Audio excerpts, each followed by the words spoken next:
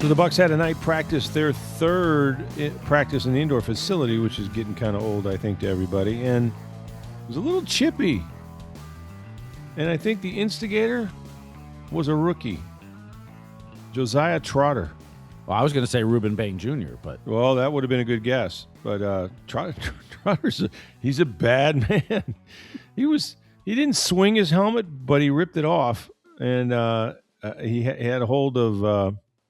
Gosh, I don't know. It was one of the tight ends, not Kate Otten, not named Kate Otten, but it got to be like back-to-back plays, man. They were dragging each other, across the field a little bit, and Todd Bowles had to bring him up and say, no, this is football, which I always think is funny, Hey, whose team are you on anyway? The same team.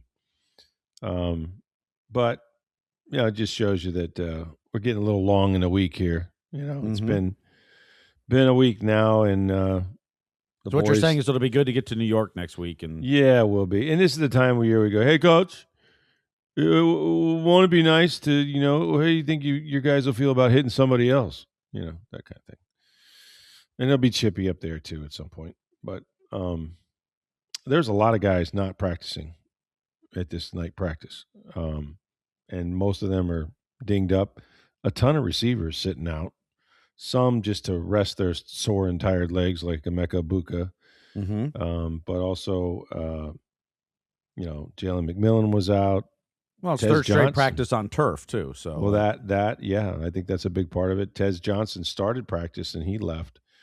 They didn't have that many receivers to finish the practice with, but Ted Hurst did some nice things. The rookie, especially in the red zone, made some nice plays, and so it was a long practice.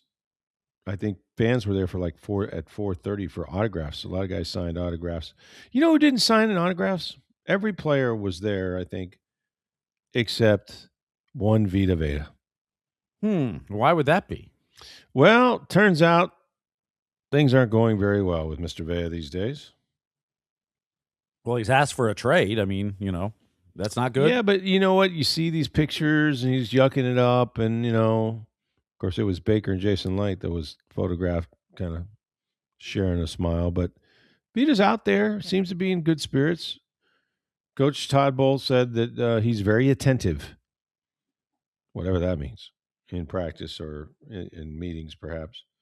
Because, he is a little nicked up or what have you. And so I don't know how long this contractitis, as Adam Schefter calls it, is going to last.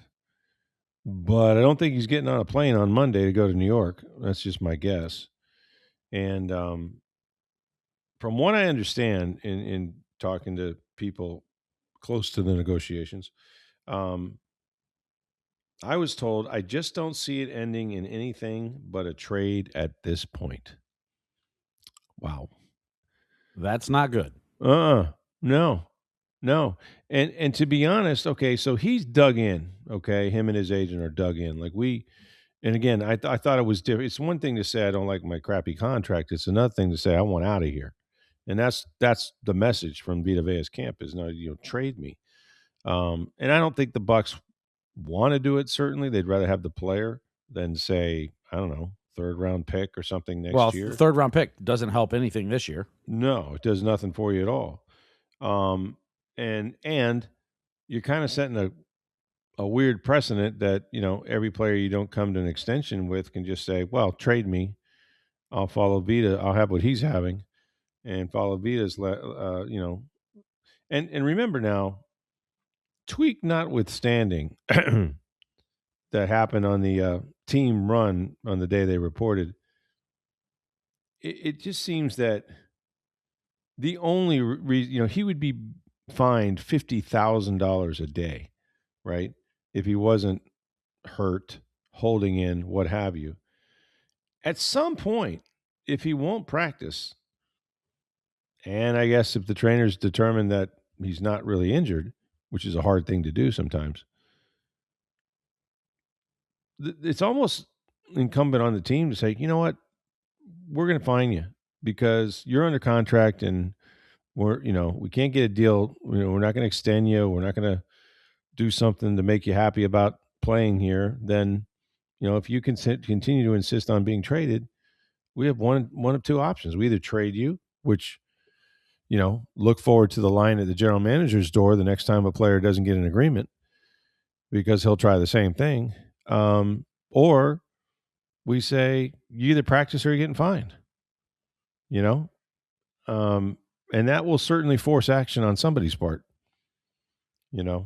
but right now there are two guys in an elevator not making eye contact. It's like, yeah, I know. Yeah, he's unhappy. I don't want to talk about it. He's hurt. No, he's not. Well, maybe he's a little hurt. We'll see. This is more of a rhetorical question, but yeah, if he doesn't go to New York, right, does he have to come to the facility every day? Or... It's a great question. You might have to get some treatment, or continue rehab. Yeah, I think there's an expectation. The have to part, I'm not really sure about, but there's an expectation that if you're left behind because you're injured, that doesn't mean you just, take a vacation, that you have to actually work on trying to get back onto the practice field. Of course, he was never on the practice field, nor do I think he ever wants to be without an extension of some kind. That's just the facts. But what happens is, okay, you're away from your team because they leave Monday. You'd be away from your team the entire week. They wouldn't get back till Saturday or late Friday night, early Saturday morning. And I mean, at that point, you got one preseason game at home, and then they go to Jacksonville to practice, and it's over. And I think at some point, even if you don't think that you're going to have to trade him, you do have to wonder what kind of Vita Vea you're going to get because he's not practicing. He can't be in game shape. He wouldn't have played in any preseason games. That wouldn't have been in pads. Like, at what point when the season starts is he ready? Is he ready for week 1 in Cincinnati? Because if he's not, then, I got a problem paying him what I'm paying him right now. But they've decided. Well, not that, but if he's not practicing and not playing in preseason games, or more importantly, not practicing, he's a vet. Right. Like a team that maybe wants to trade for him, it's like, how long am I going to have to ramp him up before what I kind can of shape use him? is he in? He hasn't done anything, maybe all off season. We don't know. And he'd have to go in and pass a physical and do all that. Mm-hmm. But I don't know that he's like with this phantom or, this tweak of his. I don't know if he's able to train. If he's able to do aerobic stuff. Is he in the training room every day? Is he trying to get better? I just don't know. He's at practice. He'll walk out to practice, and early on, the first day, he was holding a blocking dummy, which I don't think you do if you had a bad back, but that's just me. But no, it's documented that his representatives and him do not see this ending in anything but a trade at this point. There has been zero movement by the Buccaneers or any inclination that they're going to try to get him out of this. And I think, you could probably, I don't know anything. Maybe they have thrown money at him and said, "Hey, we'll spice you up for this year, but then we're done." And he said, "No, I don't know. I don't know what I don't know." But that would at least give the guy save face and say, "Well, I came back because they made me one of the top 10 highest paid defensive tackles for a year, and I'll take my chances, in free agency." I have to guess the Bucs have not done that yet, and it's a guess. Mm-hmm. But I also, you start putting the two together. Right. Baker's comments, which did not please the Glazers or Jason Light. Nope. And so you're already kind of ticked off your, I'm putting in air quotes, franchise quarterback. Right. Is making public things you don't want public. Mm-hmm. And now Vita Vea is asking for a trade. Yeah. Which you're not happy about. I'm guessing that the conversations, and if we're at the point where it's most likely going to be a trade at this point, that the Bucs have not offered more money. Because if they had, then okay, now you've got something to start with, right? Mm-hmm. You can now make a counter offer to that, whether it's long term or whatever. But if you're just basically saying it's most likely to trade, that to me leads that there's been very little conversation, if any, since the trade request. That would be a guess, but and but it's possible Vita's like, I'm only playing if I get a long-term deal. It doesn't matter if you pay me more this year. That could be his stance. I haven't really checked that one out yet. Yeah, and if that's his stance, then I kind of side with the Bucs on this one. Yeah, a little bit. I mean, he's 31. He's 355-plus pound defensive tackle. But you negotiated a contract. You were okay with it. You're not happy with it now, or you're just not happy with you want longer-term security. Okay, that's fine, but we're not willing to go there, so we're okay if you become a free agent at the end of the year. Baker's playing under his deal. Yep. Baker is, and Baker's situation is also very weird, and it's really, I think on the Bucs' part, fear is driving it. And what I mean by that is, we know that he was only offered 2 years. He said he was disrespected, undervalued, all of that. Didn't sit well with the organization. To Baker, like we talked about before, if you're the player out there leaving pieces of your body all over the NFL, it's very personal when you're told, we don't want to extend you by more than 2 seasons.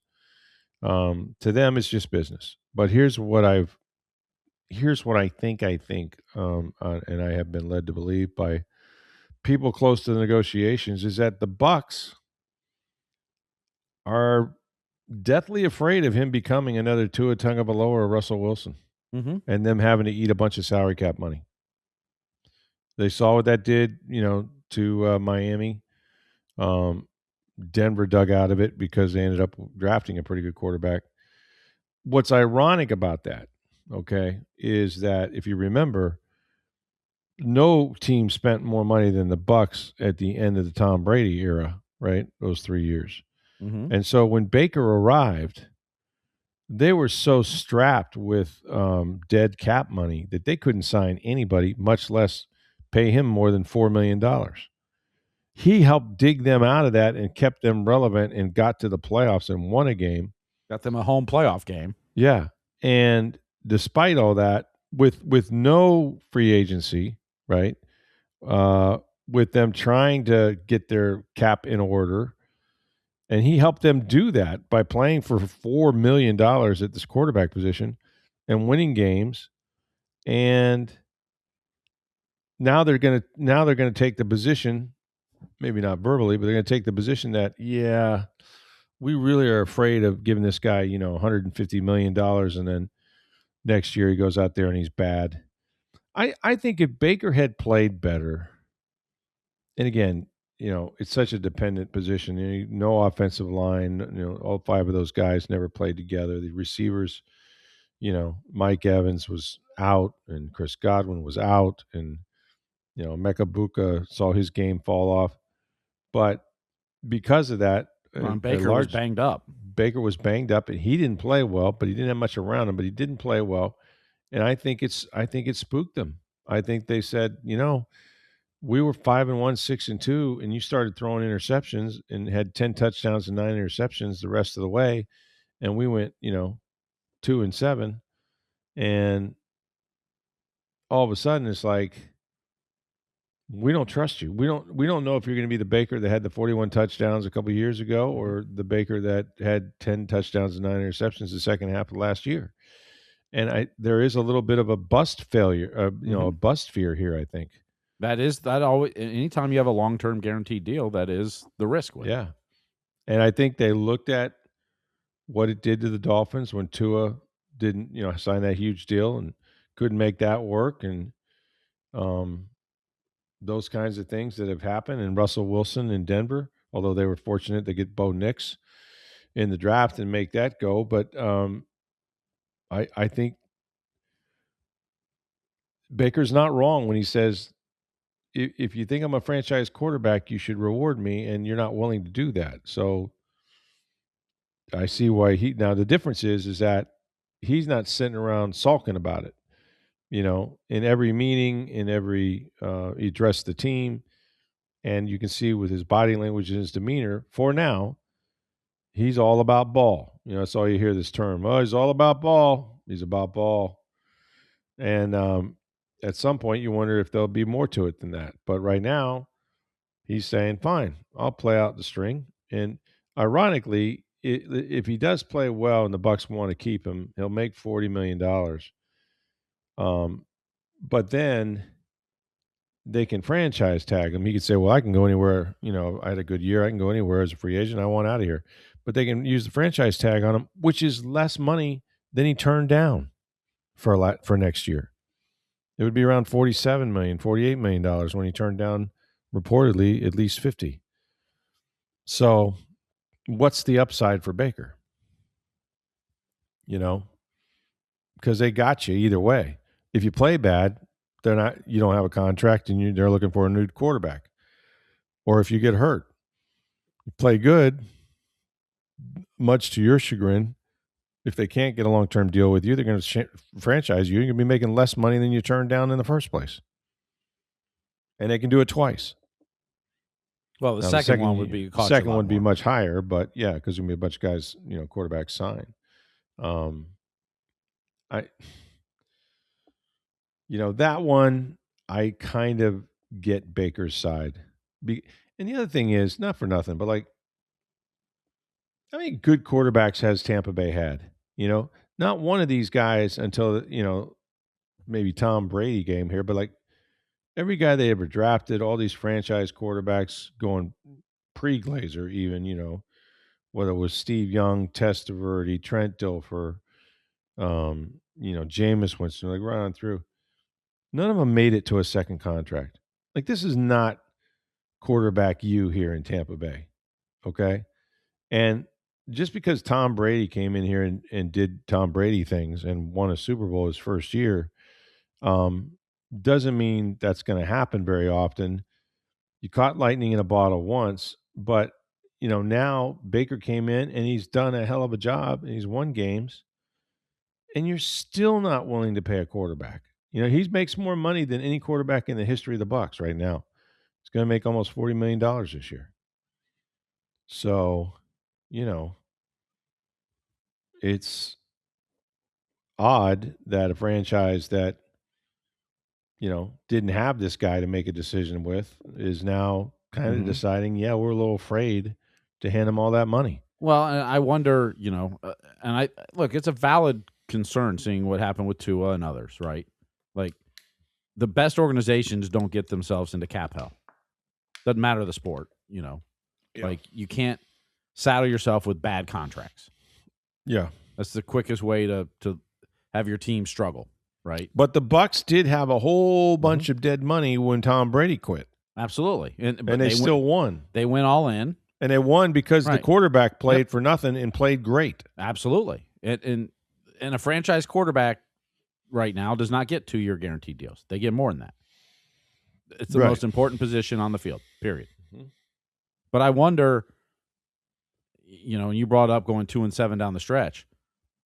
Not only was it 2-7 and he didn't play great, and there's a lot of reasons for it, and not nearly all of them his fault. Right. But it also cost him a home playoff game. Yeah, they needed to win one more game. Which is a lot of money. Sure it is. For the owners. Yeah. That's Vita Vea money. Yeah. It's Baker Mayfield money. Yeah. I mean, just one more win last year.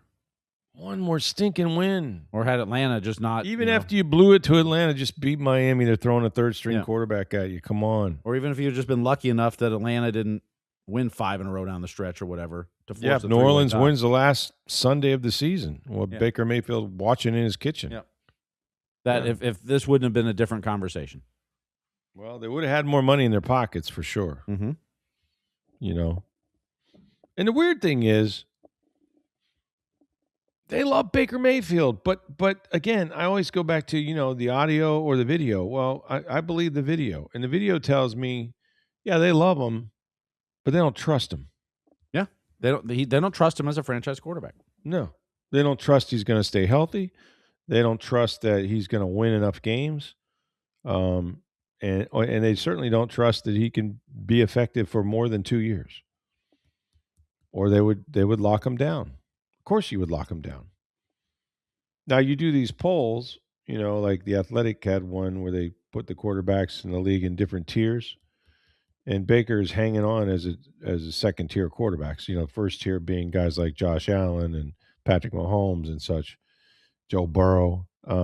Baker's in that second group, so that tells you he's a franchise guy. That tells you he's Well, it tells you those guys think so. Doesn't Yeah. mean that's what the Glazers and Jason Light But think. but these are like a poll of GMs and personnel Right. people in But the it- NFL. But I'm saying Maybe doesn't they mean- didn't talk to Jason Light. Well, it doesn't mean the Glazers and Jason Light believe that. Right. Well, they're telling you they don't believe it, or at least they're hedging their bets. Yeah. Right. Well, because they know look, they have the between franchise you and tag. me, if somebody hands me $100 million for 2 years, I'm pretty damn happy. Right. Correct. If it's all you- guaranteed. But you also didn't make $40 million this year. I didn't make $40 million. And I didn't have to get beat up with 8 different injuries. Yeah. And have a doctor attend to me every week. Like, if you watch that quarterback series, you know what he went through. Yeah. But also, if Baker was a free agent right now, he'd make more than 2 years and $100 million. Oh, I think Guaranteed. so. Yeah. He'd have a 4-year, $200 million guaranteed contract. It only takes one team if he were a free agent. Yeah. It'd be at least 4 years. He'd probably get a 4-year deal, at least the first 3 guaranteed. And if he plays out of his mind and they franchise him, he's not going to be pretty happy, because he's going to be like, oh, yeah, you had your chance to sign me to a long-term deal. Now you love me. I went out there and won for you. Now you want to reward me. Well, you know what? I'm taking my talent somewhere else, to Pittsburgh or wherever, Now, he can't just do that arbitrarily, if they franchise him, but he can decide not to sign the tender and make it real uncomfortable for him.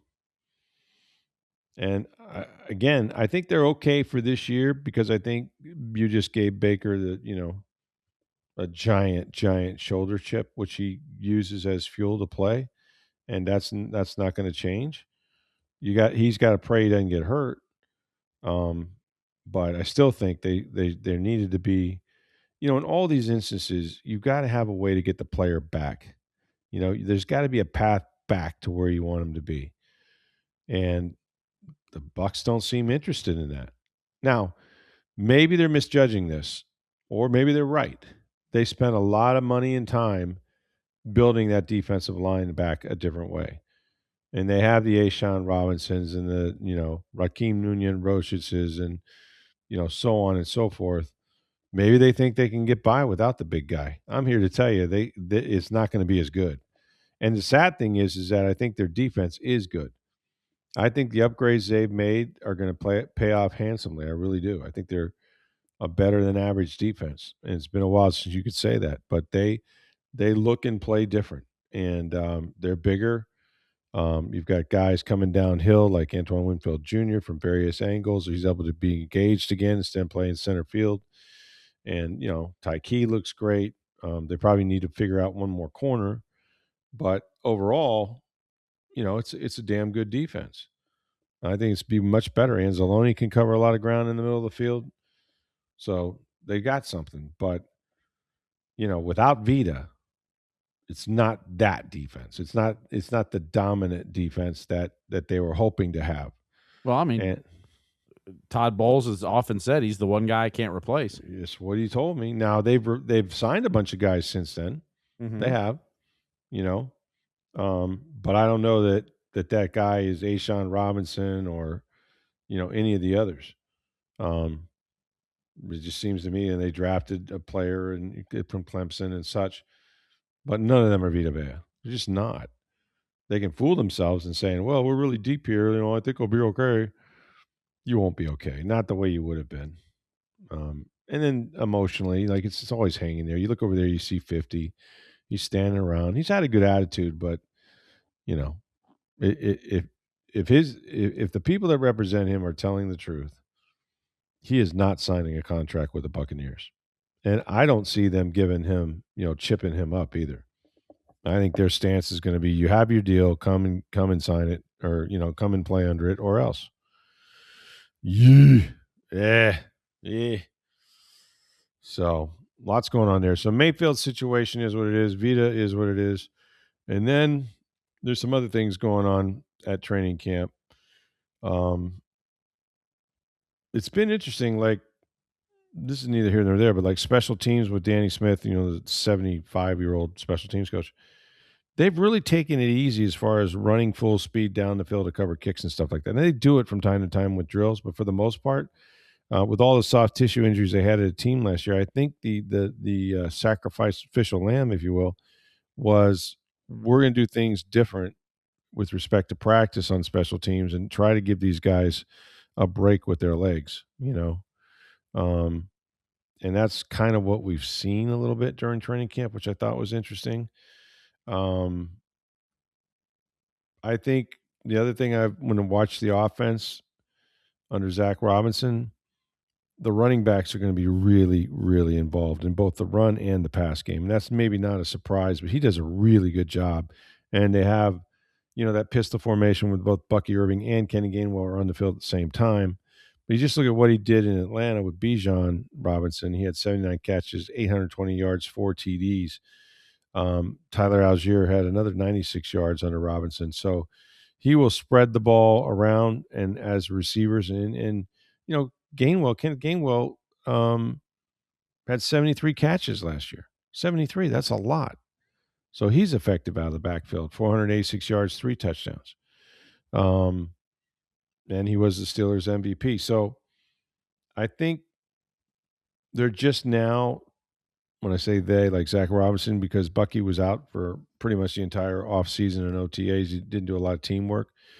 And they see him now. And Robinson, of course, was told by Liam Cohen how special he was. But he's like, wow, man, like there's some really good stuff there, just explosive, smiles all the time, happy to play and do those sort of things. And so Zach's pretty pumped about having, that kind of running back to kind of walk into. And there's some other players that, I think you're going to be reading about and hearing about. First week, the 2 guys that stood out to me that weren't Reuben Bain and such is guys like Tez Johnson, who seemed to make some splash play almost every play. He had a couple touchdowns in one day.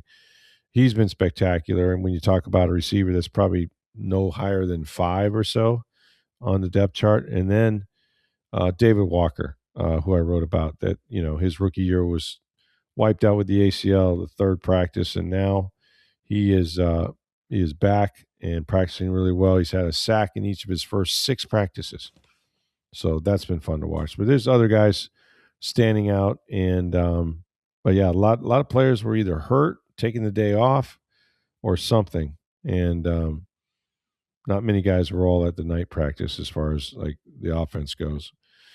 So that's it from one Buccaneer place. I want to remind you guys to get on down to Breitling Boutique International Plaza Mall. That's where you're going to find the beautiful men's watches, the Navatimers, the Chronomats they are known for. Also, ladies' watches. These are sports watches, incredibly durable, beautiful, and she's going to love you for it. They also have elegant watches to go with the sports watches as well. And while supplies last, the Breitling Boutique has been offering 32 different team watches, NFL team watches, while supplies last.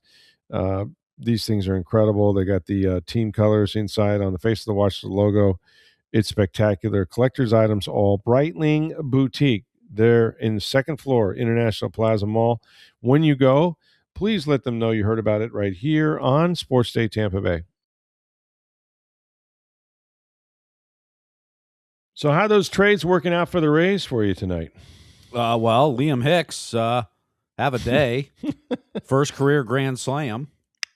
Going, hit is high, it is far, it is gone. Puts the Rays up 5-1 at that point. Gets a double later too. Yep. But Freddy Peralta, not the best outing. I mean, I turn it on. It's a 5-1 lead in the third. I'm like, oh man, they're gonna bash Colorado again. And then I think Neil Stallons or one of them said, yeah, but it's Coors Field. No lead is safe. That is true. I don't think he got another out. He gave up 7 runs in 3 2/3. So yeah. Now Coors Field's a tough place to do that. It is. But their guys got to pitch there too. So try to win the game. But it was a bad outing. Yeah. As we record this, it's now in the 11th inning. The Rays scored 2 in the 9th to force extra innings. And now it's 8-7. I believe 8-7. Runner on second. Runner on out. second now for the Rays with one out. Yeah, Yandy And Diaz. Jonathan Aranda, who tied the game with 2 RBI single. Yep.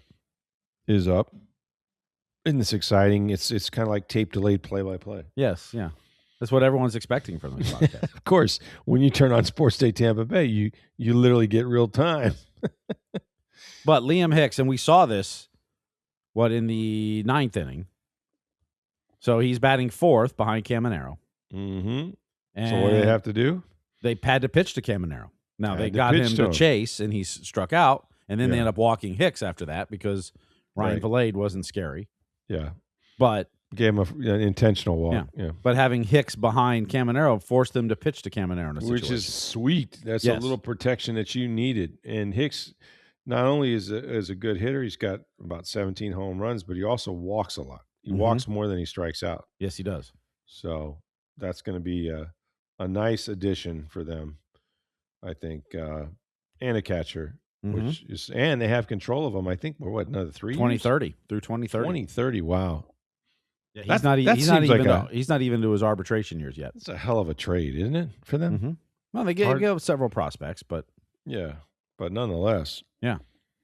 Catcher, which is big, control, good eye, and some pop in his bat. That's that'll work.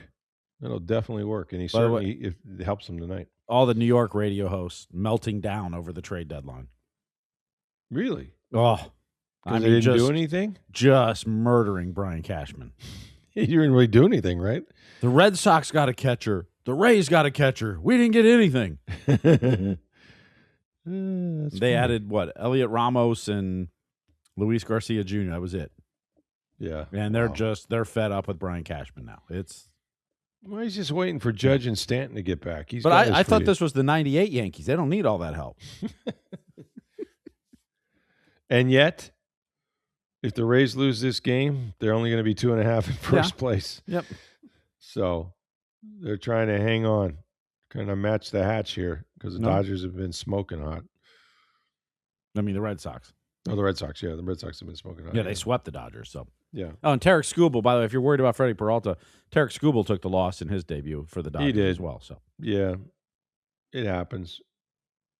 The sad thing is that, and there's a base hit and another run.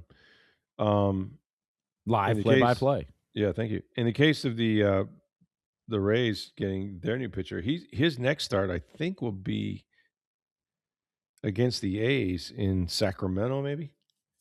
Yeah, they're in Seattle this week. He'll probably start. I think Monday. He has a chance, to get. It's kind of sad. He's going to make his first 2 starts at terrible ballparks where the ball just flies.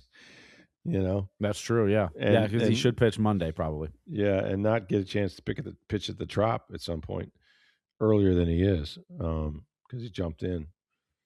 But Junior Caminero with another single, top of the 11th. Yandy Diaz scores. Your play-by-play here of Rays baseball.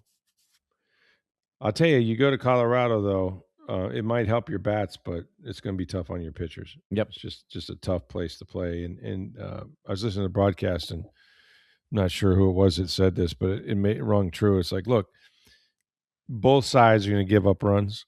There's no need to complain about it. It just is what it is. The ball's going to fly out of that park. Forget about how many runs you give up. Win the game. Your job is to just win the damn game. Yep. Just accept the fact that you're both going to get beat up by this ballpark. Who can get beat up less? Go out there, make pitches, play defense, and hope you score one more run. Yep. Well, you hope you can do that, and you hope that, the fact they scored, 13 on Monday? Yeah. They're up to 9 now in the 11th. I mean, nothing helps your bats better than the Rocky Mountain Air. You can carry that into Seattle and then to Sacramento. Sure. Because the bats have been very quiet leading up to that. Oh, yeah. And Coors Field 14 runs in their 8 games. Coors Field will give you some relief. It really will. So. Yeah, because I think it's Seattle next, I believe. Yes, correct. Yeah. There'll be a day game today in Colorado, then Seattle over the weekend. Yeah. But if they can pull this one out, it'd be a big win for them, especially with the Yankees and Red Sox pulling a little closer. All right. no practice for the Buccaneers today. They'll be back at it. Boy, 2 these days. football players nowadays have it so Well, easy, they're don't soft. Yeah, they're soft. I mean, 3 days indoors. This has not been. I'm telling you, there are rookies that have come from out of town, heard how brutal it is down here, haven't seen anything. It's just even the day practices, the few that they had, way overcast skies. Well, they maybe saw the monsoon of rain, but that's about Well, it. yeah, they did see that, and that's scary. But east wind flag is pretty stiff. Like it's like, man, you guys have no idea how brutal it is out here, and the rain has chased them in a couple times. So they've been very fortunate. And then, having said that, we'll get 6 hurricanes in 6 days. Hopefully not. But Brian Baker on to try to get his. Gosh, he's got a ton of saves, whatever it is. It's a lot. All right. Get on down to Breitling Boutique like we asked. International Plaza Mall, second floor in the center of the mall. That's where you're going to find the Breitling Boutique. They have NFL team watches, all 32 team watches while supplies last. It is Breitling Boutique. Let them know you heard about it here on Sports Day Tampa Bay. Thanks for listening, everybody. For Steve Versnick, I'm Rick Stroud, Tampa Bay Times. Have a great day.